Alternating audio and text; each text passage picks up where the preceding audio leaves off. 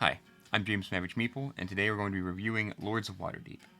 This is a game for 2 to 5 players, published by Wizards of the Coast, and designed by Peter Lee and Rodney Thompson.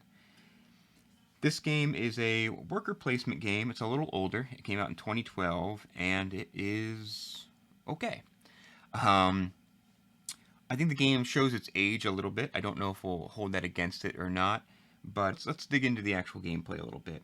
So in this game, again, it's primarily a worker placement game. If you're unfamiliar with worker placement, I can post a link to a video where we discuss that. But in this game, players on their turn effectively take 2 actions. The first action is to play a worker, and they're attempting to get these cubes that represent warriors or wizards or something, and also to get money. And then their second action on their turn is that they can attempt to complete a quest by paying a certain number of each of these cubes and an amount of money to be awarded a certain number of victory points or maybe some other ongoing benefit or action they can take.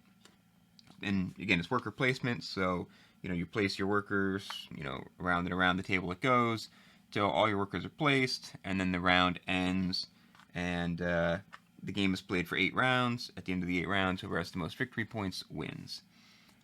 There are a number of other sort of interesting things going on in this game. Probably one of the most interesting is these building tiles. So there is a location called the Builder's Hall that you can go and select one of these tiles to purchase. Again, it does cost you gold in the game, which you kind of have to balance using that on quests versus buildings. But when you build a building, one thing that's really interesting is you mark it with your player color. And now when it becomes a new location now for a player to place a worker, if you own a building and you go there, you just get the benefit shown. But if an opponent goes there, they get the benefit shown like normal, but because you are the owner and somebody else went there, you also get this sort of secondary benefit. So it's kind of beneficial if you own some buildings. Other players kind of have to decide, oh, do I want to go there or not, because you're going to get a bonus from that. But you do not get the bonus if you go there. Only if another player uses it. There's some other things going on. One of these locations, I forget what it's called, Waterdeep Harbor, allows you to go there and play an intrigue card. Intrigue cards are sort of just one-time use benefits, whether it be getting some gold, or maybe moving someone else's pawn, or maybe even stealing resources from another player. A number of different uses there, but just sort of just a one-time use there. And then other locations allow you to get quests and all that. Now you'll notice I do have my decks sleeved. There is a reason for that. It's not for protection. And I'm going to talk about that a little bit later.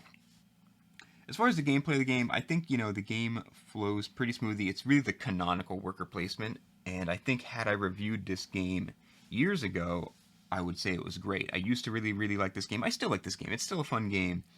However, I think it's just, again, it came out over 10 years ago at this point.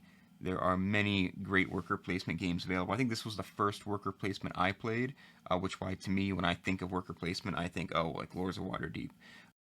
And again, a lot of other games use worker placement as a smaller mechanic in the game. This is really, 95% of this game is worker placement. I think where this game falls short a little bit is that a couple of things. One, based on the player count, you have a different number of workers. And it tends to kind of even out where there's the same number of workers total amongst all the players. So in a 2-player game, you each start with 4. In a 3-player game, you each start with 3 or something. So it's 8 versus 9. However, just because you have fewer meeple at higher player counts or something, the game feels tighter, and I like that. Meaning, the spaces are more contentious. Oh, I really want, the only space that gives me a, 2 orange, or the one that gives me a purple cube.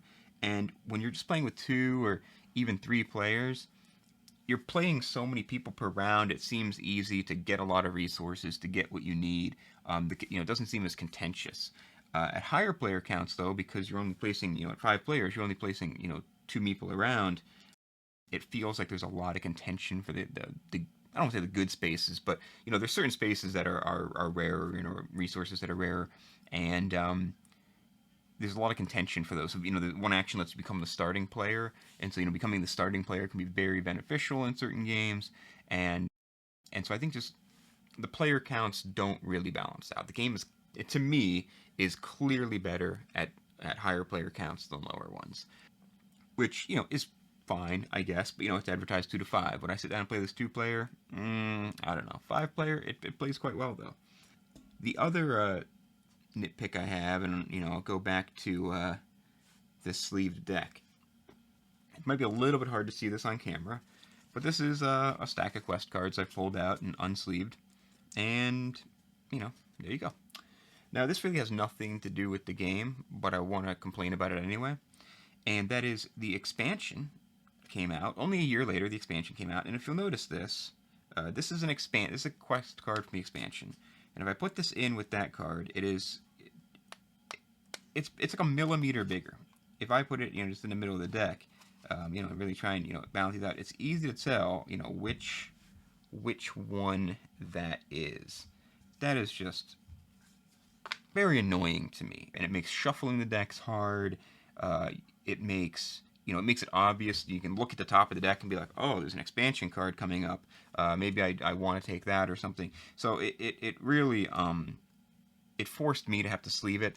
My understanding is in newer printings of this game, they're the same size. But I bought when I bought this game a long time ago, I have the older print, I guess, and so the sizes are different. Now, that I won't necessarily hold against the original game. We're not reviewing the expansion here, we're just reviewing the base game. But I just want to nitpick on that a little bit, because I do think that the expansion really improves this game. And honestly, I won't play this game today without the expansions. The expansions really bring it up a level, which is one of the reasons I bring that up. But again, we're not reviewing the expansion, so I'll get back to the base game. It may sound like with the different intrigue cards, quest cards you can get, the buildings you can build, the bonuses you get from the buildings, that there's quite a bit going on here. But really, it's pretty much just collect cubes, complete quests. The buildings, they mostly just offer new ways to get cubes. A lot of the intrigue cards are just, again, like, steal some cubes or whatever. The game is get cubes, complete cards. I did say there's some set collection in it.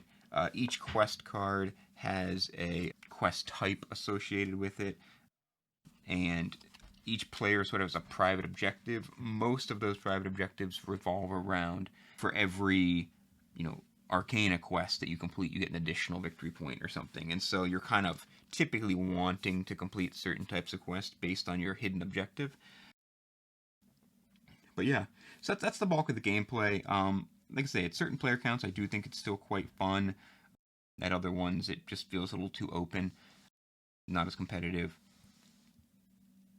But let's shift over to the look of the game. I think this game suffers visually. I think I suffer visually looking at the game.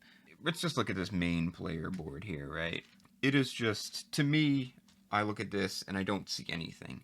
I just see a gray, brown, maybe a little bluish mass of a board. I think they tried to make it one cohesive, big city, which is what Waterdeep is, if you're familiar with, D&D. But it's, one kind of big cohesive thing with, buildings around. But really, it just washes away from me. I don't see much of anything when I look at this board. Nothing really pops out to me. Even the locations, they don't jump out really to me. Obviously I can see where they are, but it's just very washed out, very bland. I don't think that it's very pleasing.